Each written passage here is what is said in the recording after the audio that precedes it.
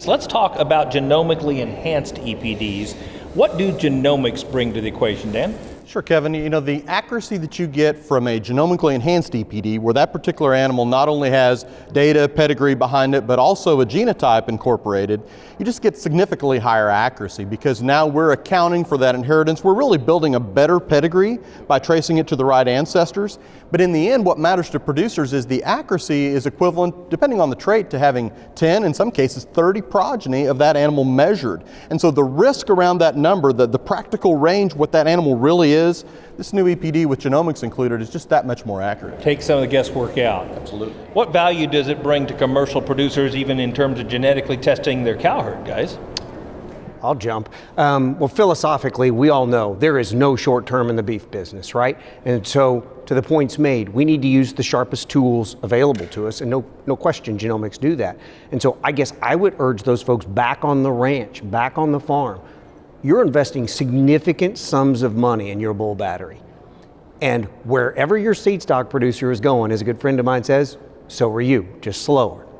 And so, if you're investing your money with that outfit and they're refusing to use some of these latest tools, you really need to ask them why, evaluate that thoroughly, and then ask, is that a good utilization of your dollars when you're trying to prep yourself with this bull purchase, which is going to impact you 10, 15 years from now when you turn the place over to your kids. They're going to have to live with the implications of that.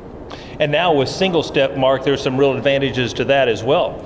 I think so, Kevin, and dovetailing a little bit off what Chip said, is we look at the folks that spend this much money, and you know, in today's tight margins and environments, when you're going to go out and 50K cattle, that investment, I think if I'm a commercial producer and I'm trying to get those dollars generated just by improving my break evens and trying to be more efficient, take a look at those folks because they've invested a lot of time, turned in a lot of data over the years, and those folks tend to be on the front end of the genomic enhancement too. So that accuracy that Dan talks about, if I'm trying to accelerate my genetic change, that's the cool part about it, that was what's happening today. I think that we can do it in just a few generations now because of the accuracy and the early peak in that animal's life of their genetic potential and value.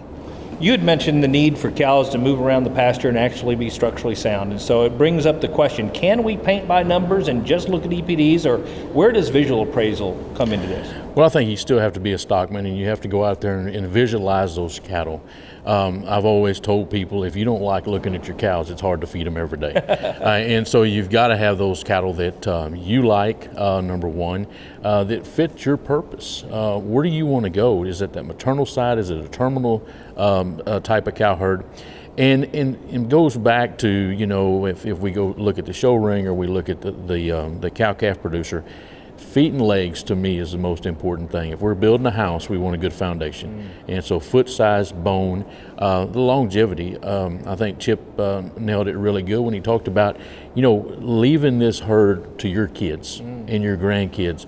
And so, you know, using those genetically enhanced EPDs to have the accuracy, but then to have that cow herd that's functional, that can thrive for years to come. Anything to add, Colin?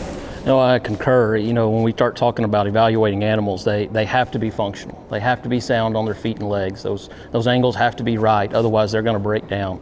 They're not going to last, and longevity goes out the window. With the cost and expense there is today in making these purchases, we talk about the use of genomics and how that's helped us move forward, and there's no doubt that that's there. But if they can't get around and breed cows, or cows can't last, it really kind of goes out the window.